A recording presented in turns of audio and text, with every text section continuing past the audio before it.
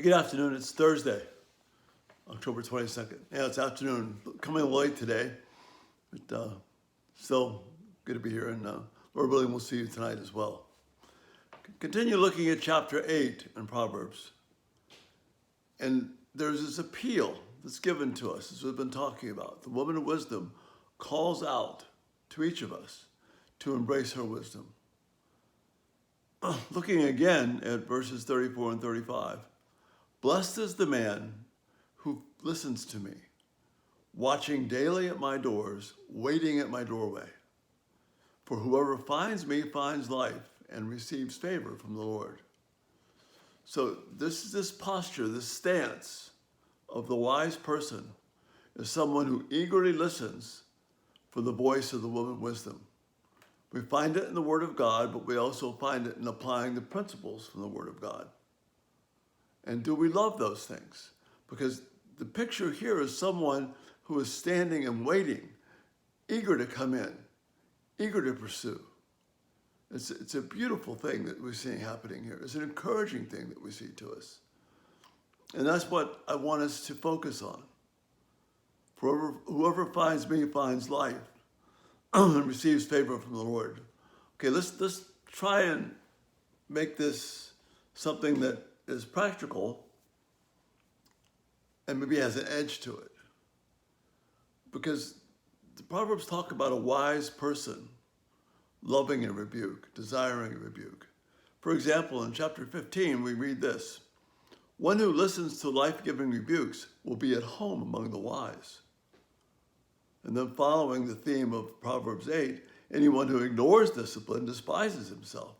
But whoever listens, that is, listens and obeys, that's what the Hebrew means by listen and obeys to correction, acquires good sense, good understanding. Now, I don't know about you, but a rebuke, a critique, criticism are not always the first things on my mind of top 10 things to enjoy. But here, if your stance is that you eagerly look for wisdom, that you desire it, that you love it, that you are standing at the door just waiting for the chance to get in, which is what is meant by this language in chapter 8 of Proverbs, then rebukes can be life-giving. Granted, some things are nasty and mean and all the rest of that, but we want to listen carefully to a rebuke, a challenge, particularly people that we're close to. Instead of assuming the worst, let's try and get the source of why that rebuke is coming. Perhaps I've been insensitive to them. And so what's coming back is they're just being insensitive, frustrated with me. But maybe I'm the one that's actually the source of this. Did we ever stop and consider that? This person is someone that God has called me to love. They have a criticism of me. They're upset with me. Is it totally out of the blue? Or perhaps there's something in my behavior that's causing this. Do I follow the wisdom of James, which is also a wisdom book like Proverbs is? Am I quick to listen? Am I slow to speak? Am I slow to become angry? Because anger will not produce the righteous life that God desires. But I become angry. I can't listen. I'm not open to reason. I'm not eager to hear. I'm eager to defend. And you see, if we're eager to defend more than we're eager to hear, then we won't be wise. It doesn't mean the person saying something unkind to us or the rebuke is that they're necessarily right. But I want to understand why. And realizing I'm not quite the sterling person that I always imagine myself to be. Maybe there's just something to learn from that rebuke.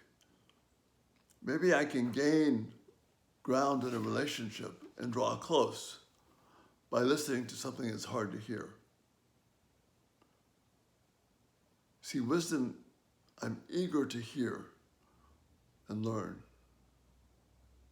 And wisdom means I listen to rebukes and challenges because the truth is, I'm not perfect. I'm far from perfect. And you're like me. We need help. And sometimes help comes in the form of what we consider criticisms, barbs, unkind remarks, that if we have the love and the security of being right with God and knowing He will care for us, that I can look past the unpleasantness and find something in that truth and learn from it and encourage the one who's talking to me.